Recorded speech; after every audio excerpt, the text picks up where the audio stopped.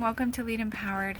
I wanted to share the progress on the city farm. I have not been as faithful to update as I want to, and I'm making a commitment that I am going to do this weekly. So I want to share all the things that are growing. I feel like the season is going by so fast already, and sometimes I might discount that, too much, it's already too far, like we've already missed so many opportunities for learning, it's going to be too late for people to start what I'm showing you, and I just want to commit myself to doing this because it's never too late. There's always something you can start right now, and even if it's preparing for next season or there's still plenty of things that we can grow in the fall here, and as well as getting plants that are going to come back year to year, like raspberries or blackberries or it's not too late. There's so many things that we can still do. So here I am, going to show you where I'm at and not be discouraged. This is Pete. He's our farm kitty. That even though I haven't been keeping up on it like I wanted to, that there's still a lot to learn and a lot of value to be taken away. So here we go. Start in the berry patch like always. This is the raspberries, guys. I think I've told you this before, that this started as 5 canes 2 years ago. So just look at how thick and beautiful this is. We're kind of getting to the end of raspberries, I think. I think that we were getting a pound every other day off of this. So this is the back side. So we got a handful of pounds out of this. But you can see that they're just kind of smaller, and they're just dark purple, which is the perfect time for them. But that smallness, that size, kind of tells me that they're done. But I also went through a part of not watering them as well as I probably should have. There's still some ones that are ripening up here, but I do need to come out and pick them again.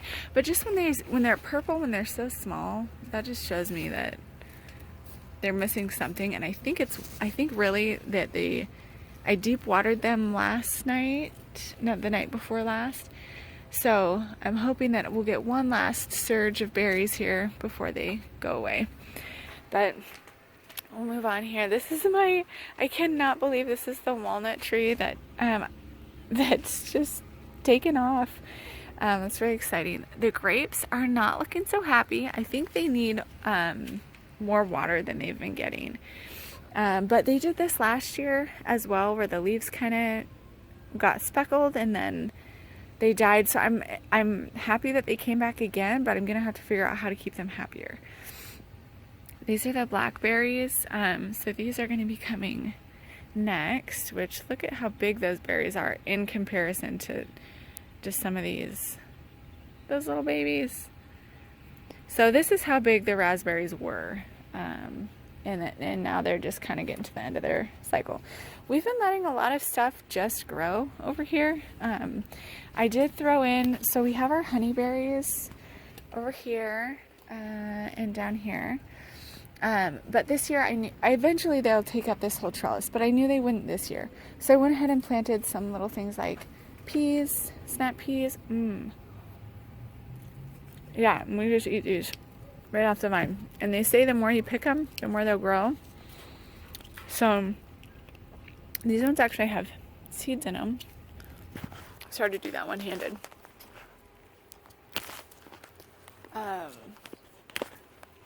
But yeah, we just pretty much eat these off the vine. I haven't done a lot of cooking with them. My husband picked this rhubarb the other night and made rhubarb applesauce. So we're trying to find things that we can do with rhubarb. A lot of people just add a lot of sugar to it. And so we're trying to find things that we're not just adding a ton of sugar. Well, we're doing a year of no artificial sugar. So we're finding ways to use natural sugar, as well as, how can we just do something that's not a jam or just packed full of sugar. So even if it is natural sugar. So this is the garlic. It's getting to the end. I've pulled a lot of garlic so far. The garlic that was in here did the very best. It was very exciting. This is the arugula. It's all dried out now. I picked most of the pods. There's still a few little stray guys hanging out here. So these all are seeds. Pretty fun. So we kind of spread those out random places. Look at how beautiful and gorgeous this is. This is a garlic that I let go to seed. I wanted to let one go to seed just to see them. It's so beautiful.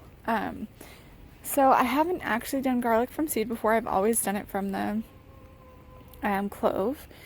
And so they say that it takes 2 years from seed to grow. Whereas if you plant a clove, you'll get a whole bulb the following year. So I'm going to plant those as well as the cloves. So this is my purple top turnips, which probably need pulled and are just pest eaten. It's just been so sad to me. Pretty much everything in this bed has been eaten by pests. There's an onion though. So this was all onions. This bed is so dry. The soil in here was so hard. I want to pull everything out of here, and then I'm going to put the chicken coop bedding in here the next time I clean it out.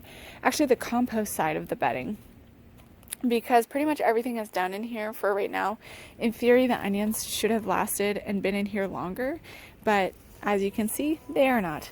So I'm going to go ahead and just redo this bed and hopefully get something in here for the fall season. There's a lot of, I could do kale, I could do the idea for this bed was to be root vegetables, so we could still probably get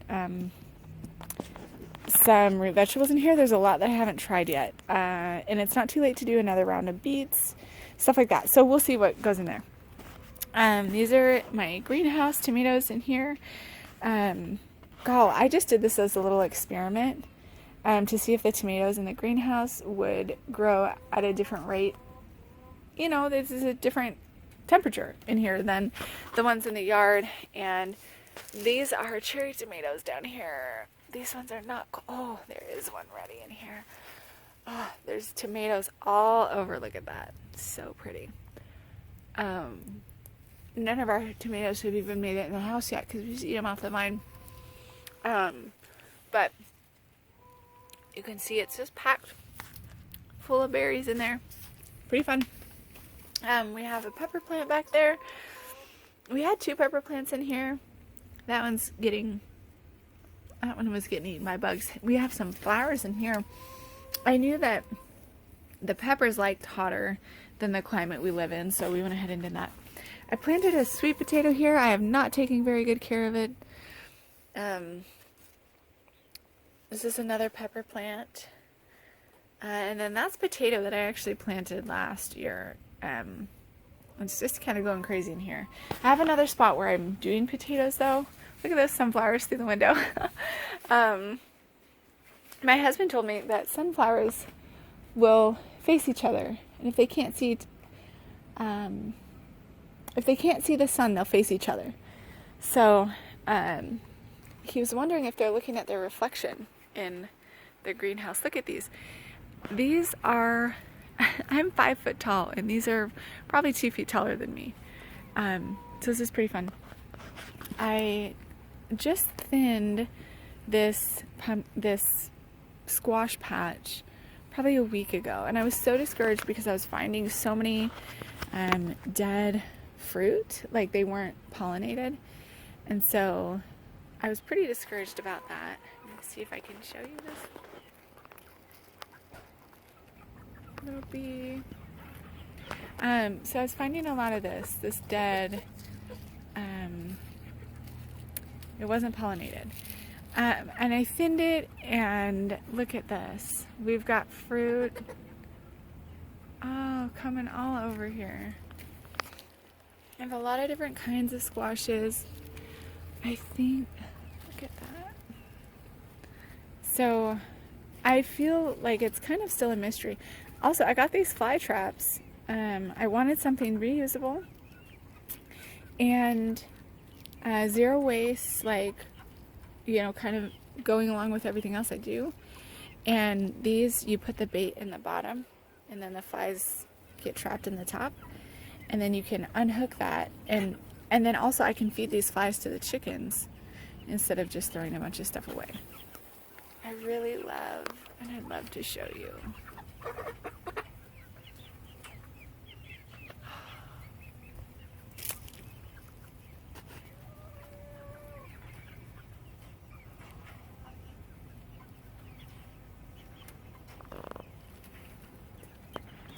The bees at work are just beautiful. Okay, sunflowers. Yeah, we found that we have a couple of roosters in the chicks that we got. So we're gonna have to find them a home. We have more and more roosters popping up in our neighborhood, which you're not supposed to do, but look how full this is. I've been trying to manage this where I can still walk down the tunnel. We do still have herbs on the ground down there. And just for maintaining an airflow, the idea is that I would be able to walk down there. I try to keep these tomatoes as pinched off as possible and pulled up so that there's, again, the airflow. Look how full these are. I did try to actually stake what kind of tomatoes I planted this year. But as you can see, that is hard to decipher. So I'm just kind of letting them do their thing. Some of these bean plants, when I was cleaning this out the other night, I did see our first couple beans. And this is my first year growing beans. And I've also heard, look at these. Oh, this is so fun. This is my first time ever picking beans. I love this so much. This makes me so happy. They say that beans are the same. The more you pick them, the more they'll grow. So, yeah, so fun. So, beans are a good companion plant to tomatoes. That's why they're in here. Except the tomatoes are kind of taken over. But there's also this idea that instead of using trellises and man-made things, that you would grow plants that need each other. So actually planting beans or peas or something next to sunflowers so that they can use the sunflower as a natural trellis. And I think that is such a beautiful idea. I did put cages in here because some of these were supposed to be bush beans. But you can see the beans climbing the tomato right here. I just think it's so beautiful how nature naturally partners. These opened this week and it just makes me so happy. I cannot even tell you what kind of flowers these are right now. And that's my cranberry in there. I did prune a little bit of these flowers back so that they were kind of hanging over, and the cranberry is more important to me than the flowers because the flowers I have to plant every year, and the cranberry is going to establish and be here for years. So yeah, this is my aronia. It's doing so, I picked off a couple sad leaves the other day, but it's doing great. These ground cherries are the most fascinating, beautiful thing to me. These shells are so beautiful. They're like tomatillos, and you'll know they're done when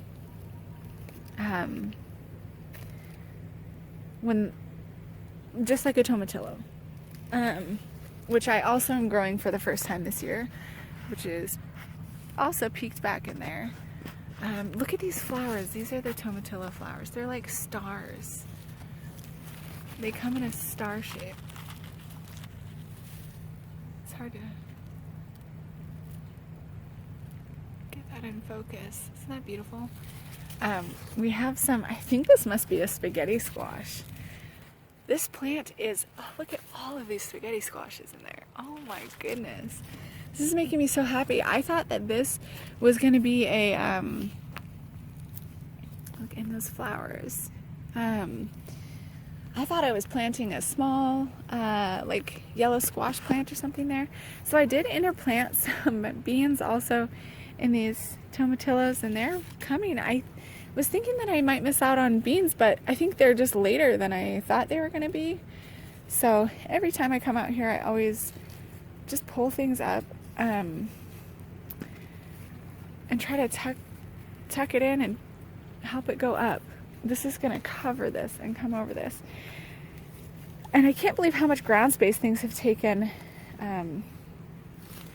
You know, when I plant things, I always think I plant them like 12 inches apart and I think, oh, it'll be fine. And then it just takes over. So that should be a yellow squash back there. And the paths just get more narrow. I did plant marigolds all over this year. I started these from seed. I didn't know, this might sound so naive, you guys, that I didn't know that marigolds had multiple flowers on one plant. So that's just been super fun. Look at all these squashes growing. It's so nice. When I thinned it too, I think that it just helps the bees. They can pollinate 50 to 100 flowers every time they leave the hive. And so just having those flowers visible, I think has just been better for my garden. I think more things are getting pollinated. This is celery. Down here, these are a couple more pepper plants. So we'll just compare that. I did move this hive into the garden because it's the weakest one. And I just felt like I wasn't getting good pollination in the garden. So I felt like it was low risk to move this and see what happened. Yeah, some marigolds. These are the ground cherries. These are just taking over here, which is great. I think that my lavender is dying. I'm considering transplanting it somewhere where it's gonna just dry out a little bit more, because I know this, but I read again that the #1 killer of a lavender plant is not being able to dry out in between waterings. So it needs really well draining soil, and I think that it just needs to be maybe better draining than where it is right now. Okay, so I just did this section not last night but the night before. Again, I wish I had a before to show you. This is why it's so important to keep these videos updated, is because to see the difference. Like, this was all, I mean, and this pile was 3 times bigger before it started wilting. So you could not see the ground in these aisles. And so I just pulled everything up, and then I'll keep training it to go up. And then some people don't do this, and that's okay, you don't need to, but for the small space that I have, I'll show you, cut off the leaves that are just intruding in the aisleway. And I think for me, probably the biggest reason I do it is 1, space, and 2, airflow, because I will get powdery mildew on my plants if I don't. These leaves get so big, and then when they start to fold up and I use the leaves to help get stability or secure when I'm pulling things up, but then once it's stuffed through like this, it's probably going to die. So it helps it where it can grab better, and like this at the very top, I can pull it through, and then it'll help it go up. Look how tall that got in just a couple of days. But then I can cut those leaves once they die, because all I'm really using them for is to get this where it needs to go. And then you can, I'm sorry, I'm trying to do this with one hand. So it sends off these little grabbers, and usually they're already twirled. So I just use them and spin them around the vine like that. And it usually holds pretty well. So even if they're not grabbed, you can still grab them.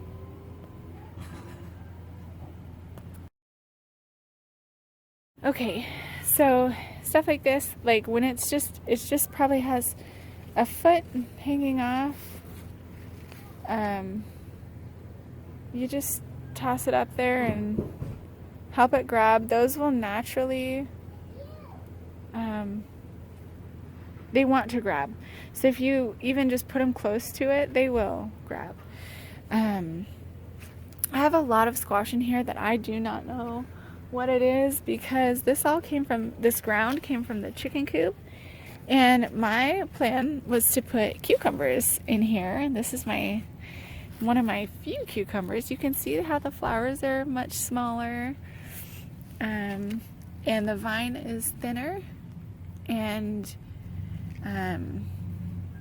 yeah, it's just a more petite plant. So a lot of these are squash that were just volunteer from the chicken floor. So Pete's our mouse hunter. He does great. This section is just so much volunteer. I did not get to finish this. It got too dark the other night. So I'll show you, like, this is the kind of stuff that I would be cutting off. I don't want that wilty stuff to be getting in, and then if it's gonna get powdery mildew or something, that it wouldn't be getting on my other plants. So anything like this that I can help get to something that it can climb is gonna give it a lot more life. And look at this pumpkin. We found this pumpkin the other night. I'm so excited. That's our biggest one so far. So stuff like this needs to get cut and that needs to get out of here. Anyways, but then if there's other stuff that's just big and intrusive, then we can get that out of the way too. But stuff like this, just pulling this off the ground, throwing it up there. Our blueberries, oh my gosh, you guys, I put in blueberries two years ago. So not last year, but the year before was our first year. And look, we're getting our first blueberries.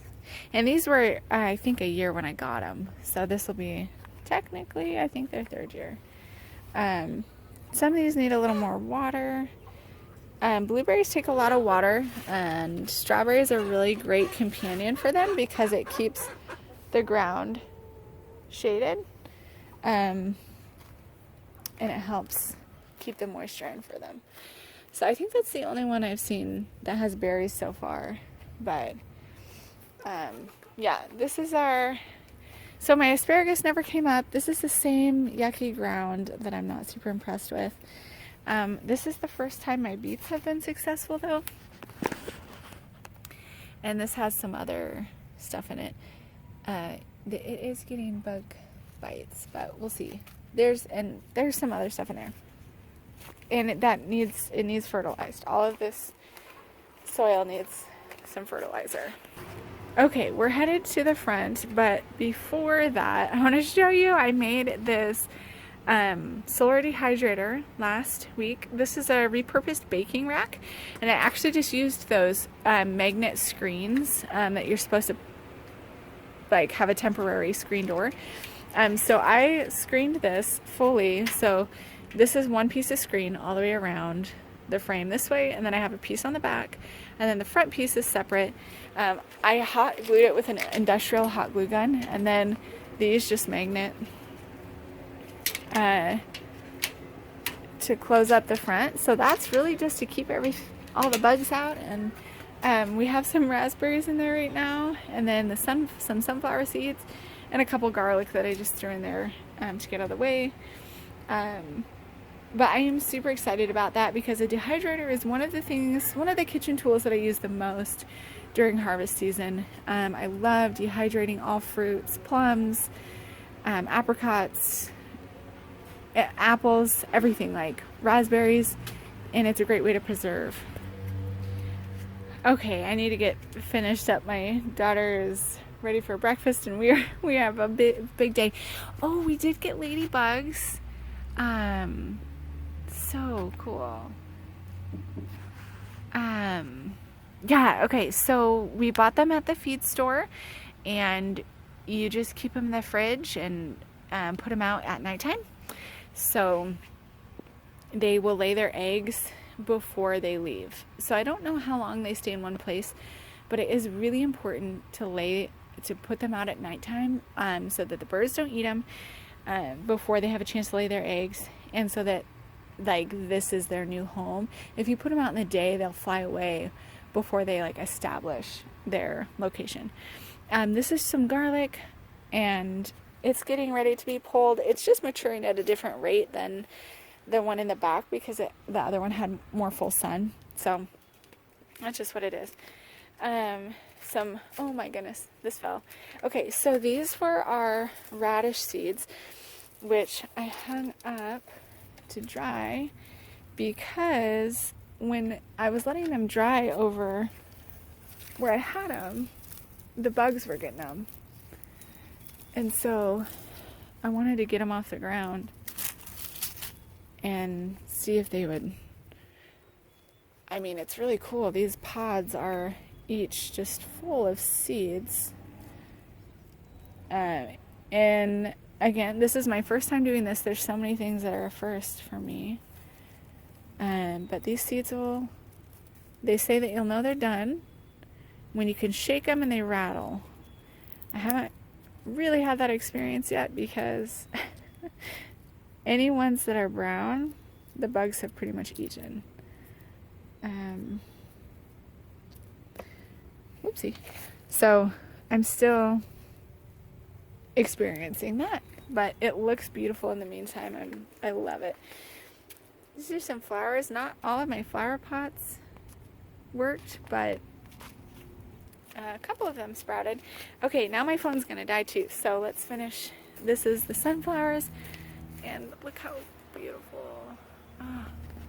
Okay, and yeah, the front yard is not as strong, I would say, as the backyard. Like these tomato plants are probably a third the size of the ones in the back, but this front is just different, and it's been I just mulched it probably a week and a half ago because the moisture isn't retaining and the soil isn't as good, and so I'm still building up these garden boxes. These are snap peas, which the same thing, you pick them to help them grow back. We have some zucchini up here, which we don't have in the back, so that's exciting. Some of this stuff, like, I let it go to seed just because it's beautiful and I want to experience all the stages of plants. Some people try not to let things go to seed, but I want to experience it. So this is my potato. So the more you cover it, each one of these little sprouts is a potato. So you just keep covering it and it'll keep making more. So I actually need to cover that again. This side, man, we grew so much lettuce over here last year. It was insane. And this year, it seems like barely anything has grown over here. Like this broccoli, just getting eaten, just getting bug eaten. The lettuce looks great and I should pick it, but this last year we just had a ton of lettuce over here. This is cabbage, and again, it's just getting eaten, but it is bigger than last year, so this is pretty amazing. Pretty cool that you can just grow food. This is arugula, which is ready to eat, or it can go to seed. I don't mind either way. It just yeah, and then some green onions, and yeah, so this is it. This is where we're at right now. Guys, thank you for hanging out in the garden with me today. It is a beautiful day. It's early morning. I love coming to the garden in the early morning. And if you can find that the garden fuels you, you'll want to be in the garden. I feel like there's so many times where I avoid the thing that I need to do, like picking the raspberries or whatever chores that seems like need done, and I'm hesitating or avoiding it. And when I get myself out here and I really do the work, I really find that it's the most rewarding part of my day. So then I question why I was waiting, because it's so filling. So I want to encourage you, it's never too late to start. There's always something you can start today. So be empowered, and we'll see you next time.